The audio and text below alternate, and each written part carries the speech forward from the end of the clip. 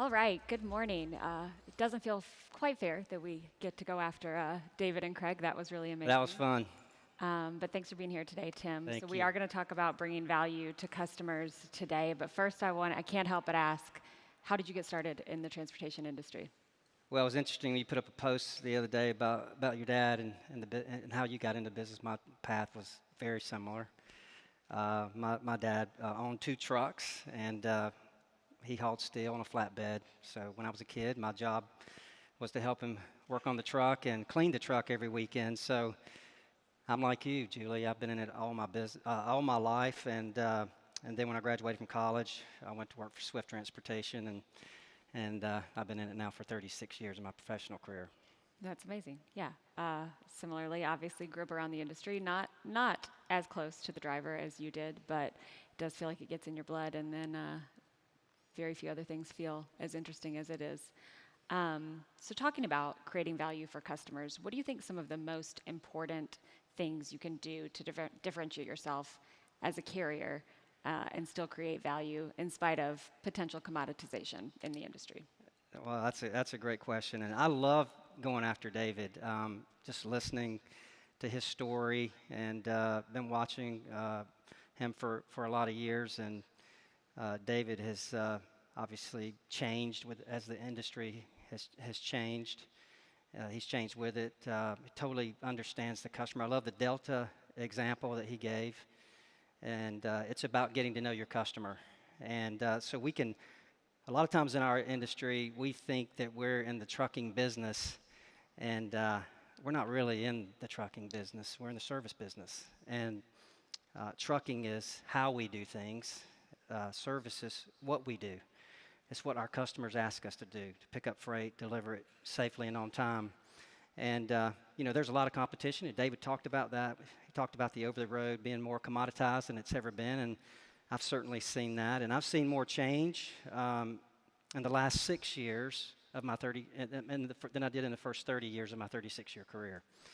And a lot of that technology has driven that. And David was talking about brokers, and I say digital brokers, and I think that the carriers that embrace that and embrace the technology and compete in that are the ones that are going to survive, and because it's about bringing value to your customers, and that really starts with going and spending time with your customer and learning more about their business than the guy that's your competitor.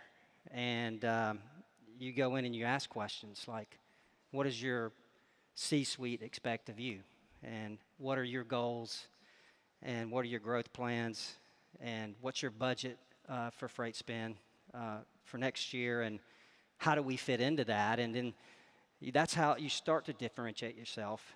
And then when we think about the technology piece and how things have changed and evolved over the last, I'm going to say six years, is that you can have all the beautiful technology that you want, and you can be really focused on internal metrics. But you better ask your customer what's important to them and what they want to see so they can run their business and make their decisions and be successful. Because if they're successful and you help them be successful, then you can differentiate yourself from your competitors. Yeah, and I think, so as you talk about technology and how that has rapidly changed in the last 6 years, I think you said, where does data fit into that? Obviously, I'm going to be a huge fan of using data as part of your business, but how do you leverage that data while still creating that value and differentiation to be not just about price or benchmarking, but to be more about the service you're providing, those extras that you can give, understanding your customer's business? How do you think you marry those two together? Well, early in my career, it was in our office, and we had the green screen, and you're typing in orders and still handwriting orders, and you're, Does that make us feel ridiculous that we worked on AS400 for a long portion of our careers? Between that and I had the flip phone and all those kind of things when I first got into sales, it's kind of interesting how all that's evolved. You think about my friend Ryan Rogers and TextLocate as an example. I mean, people who don't want to use technology, have a flip phone, can still use text locate, Yeah. right, and trace and track. And there's all kind of different ways to do it. But really, what's the outcome for the customer? And if you can trace and track a shipment on a cell phone and the customer knows where it is, then you've accomplished what the customer's asked you to do, right? But if you've got some fancy system you spent millions of dollars on and it's not giving you the data that you need to feed your customer, or it's incorrect, or you didn't set it up right, or maybe you set it up and you didn't go back and adjust, then it's not very good, right? And we can have the best technology. I think about this all the time, and now we have this technology in the cab of the truck with a driver, with whatever pad you use that drivers interact with, the apps that they used, and the driver feedback at a customer, how rate your experience at this DC. We do that. Yep, we And do as well. that's information and data that customers want to see. So I think if you're going to spend money on technology and focus on technology, there has to be a return on that. And that return is getting your customer to use you and trust you more and trust your data. Scorecards are another thing, customer scorecards, being able to rate your customer and show them how they compare to other customers in the market. Now, when a market is soft, when we're calling the customer for freight, they're not calling us. Maybe that's just delivering freight on time. And we've seen really over the last 2 years, the most important thing is delivering freight safely and on time. And how you do that, as I go back to how we do things, is technology plays a huge part in that. And it really starts in the sales process. When I got into sales years ago, we didn't have a CRM, and we didn't ask the questions that we ask today. And I started out at Swift, and we were bringing on more capacity at that time that we could just go into a customer and make commitments just immediately. Yeah. What do you have? We'll take it. And that's how we grew to billions of dollars. And today it's different because there's so much competition, and technology has brought a lot of visibility to not just the big mega carriers, but also a lot of smaller carriers, carriers that customers in the past would not talk to, now have the digital broker that's representing hundreds of thousands of carriers. So we're competing with that in the OTR. So, as David mentioned, he's diversified. Our company's diversified. We're dedicated. We're solutions and brokerage, and those are great, returns for us. But OTR is the most challenging part. So you differentiate yourself by getting to know your customer's business, using the right technology that plugs into everything that they need and want to do, and you build trust. But at the end of the day, it's the service. And if the driver has this fancy truck with a lot of technology on it and decides one morning he or she doesn't want to deliver the freight, nothing really matters. So you have to help your drivers understand that technology and help them understand the money-making model, help them be successful in everything that they do. So that front line, part of that business, of all the things you've invested in, you reap some rewards for that. Yeah, I agree. I've had a lot of those conversations with, I can't tell you why the driver decided to brake when he did instead of delivering the load. Yeah. But they, Yeah. choices that are made. So I think that's a really good point about aligning technology to create more efficiencies between your customer and your business. You mentioned customer scorecards. What do you think shippers can do to differentiate themselves to carriers and brokers? Well, fortunately at Hirschbach, we have a lot of great customers, and they ask us, we want to see this or we want to see that, and we've built a scorecard that really just from a profitability standpoint, we have our own reporting, our internal focused stuff that we do, but being able to present that data in a way that is a behavioral. So if a customer says, hey, what was the wait time at this DC? If you can be able to provide that information, or what was the driver's experience when the driver was there? Was it bad? Does that cost us money? And how does our fuel program compare to another fuel program? Our payment terms, how does that compare? How fast does our freight move once you pick it up? Are you able to get an appointment? And we don't have, people like to talk about rate, and certainly That's part of my everyday responsibility. But at the end of the day, you can have the highest rate out there, but if the freight doesn't move, or you have to drop that freight and redeliver it, you lose money. I mean, with margins as slim as they are. So velocity is very important. David talked about seasonality, and cycles of up and down, and I think you just have to find consistency in the business that you do every day and the customers that you're doing business with. I mean, we strategically look at every customer that we bring on. First of all, they have to have a viable market strategy themselves. We have to understand their goals. We don't want to put a lot of resources into customers that are just only in the spot. One of the first questions we ask customers, how much you play in the spot market? And we're not afraid if they say 20%, and we're not afraid if they say 10, but it gives us an idea of how we will manage that business. So we really look for their input, for us to give them the things that they value, and then we can show them how their business is valuable to us and why we want to grow with that. And then sometimes it's just that appointment can be fixed, right? Yep. And if you don't tell them that, and you just think that they're a bad customer, but you didn't communicate that, hey, this is a 3-day transit, needs to be a day or a day and a half, then that's not a partnership. And if you can have those conversations and use data to show how things can get better, then things become more efficient, the trust gets higher, and you differentiate yourself from your competition. Yeah, it sounds like it really boils down to cultural alignment that you try to establish up front and then open communication. Mm-hmm. Absolutely.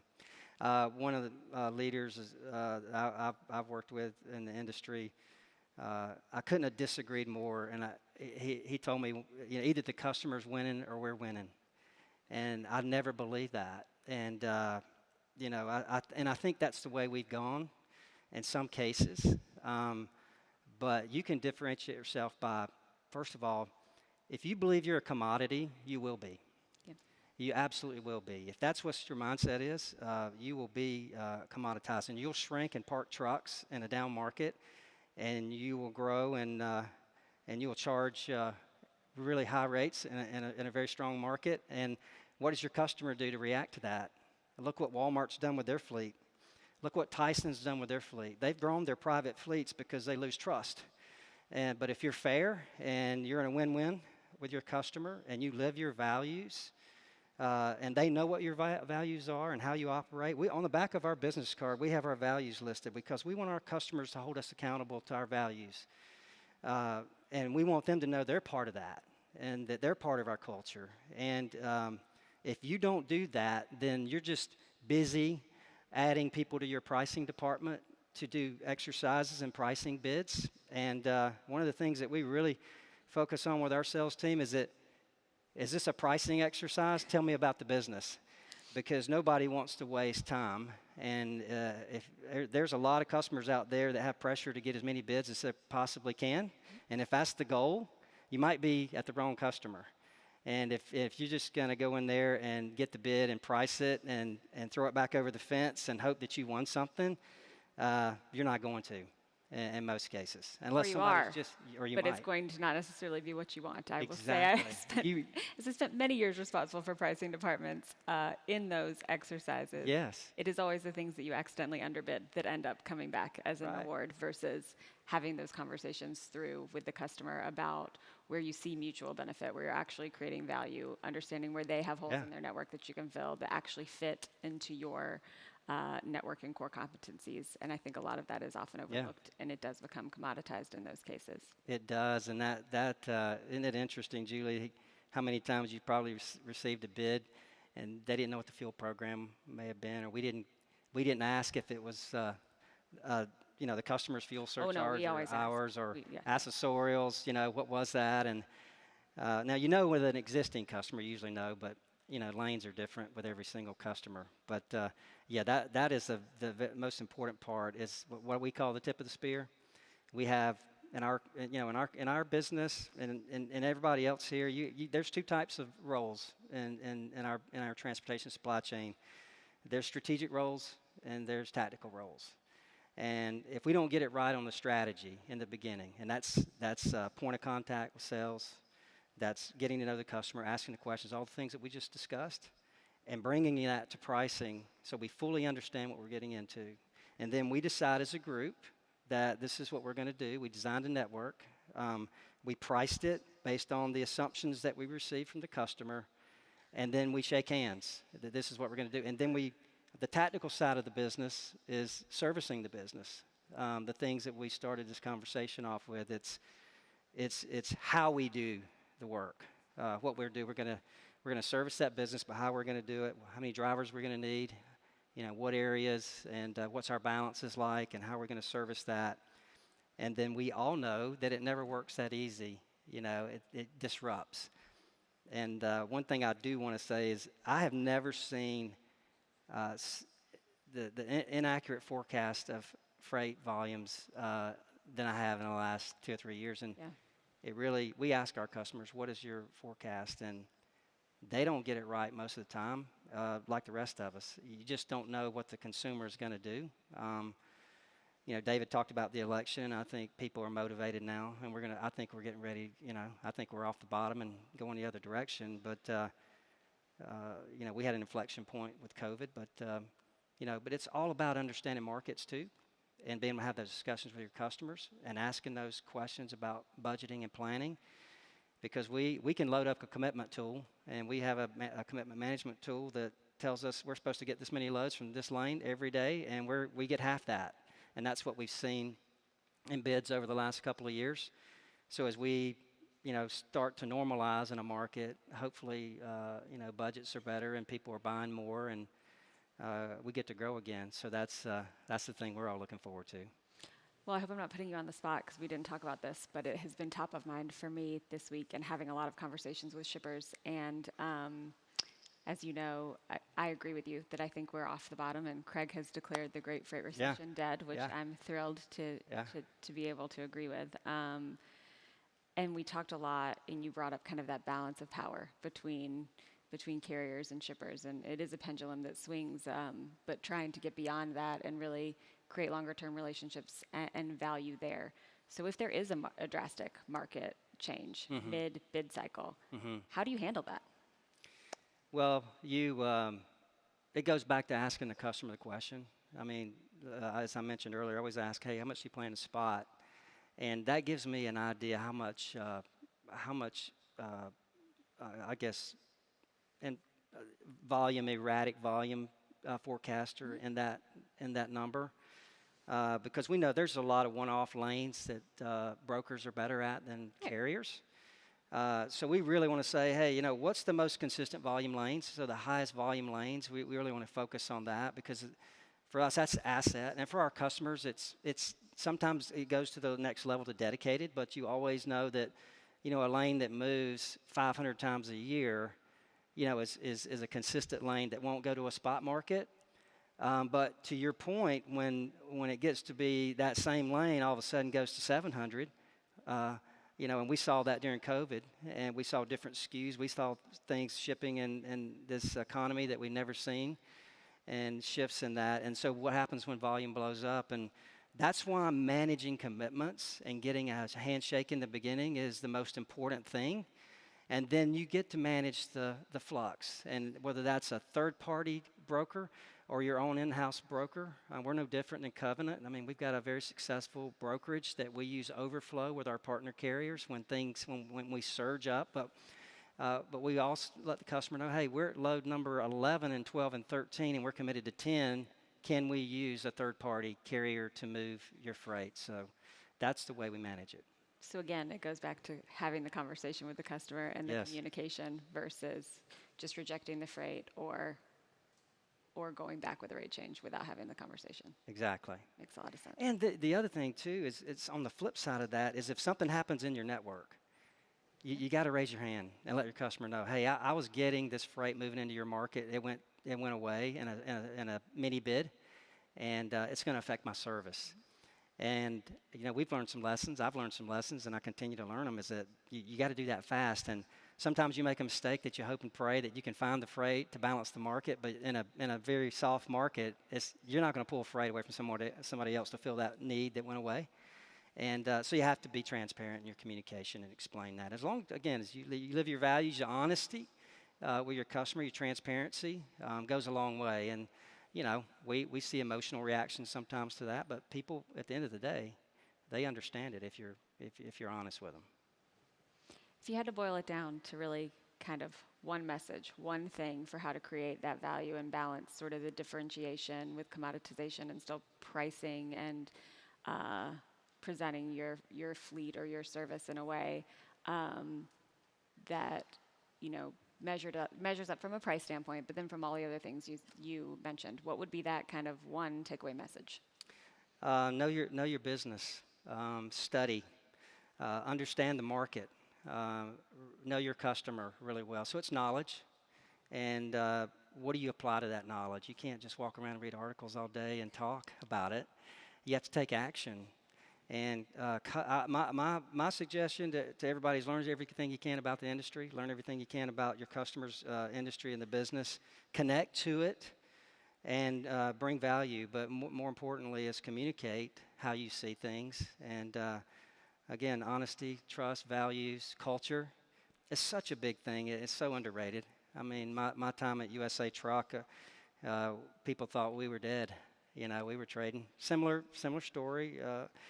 As Covenant. I mean, we were trading $1 to $3 a share, and we built an amazing culture there, and our service levels went up, and we sold a DB Shanker for $34 a share. So culture drove that, and we had been through many leadership changes there before we got there, and we just needed to settle. We need to settle and have a strategy, and built a team and helped our team believe. But I guess I answered that with a lot of things, but we at Hirschbach, we believe. And if you believe that you aspire to be the best, then all of that stuff that we just talked about, that's how you do it. It's the day-to-day, day in, day out things that matter, and think about Tom Brady. He was quoted. And I don't know if he was the original. This came originally from him, but I think about it all the time, and it's really for all of us. Tom Brady said that average people work on things that don't matter. And so I guess that's the message I would give everybody here today is that work on things that matter. And you do that, and you're going to be successful. Well, I think that is a great way to wrap it up. So thank you so much for being up here and having the conversation. Thanks for having me. Great seeing you.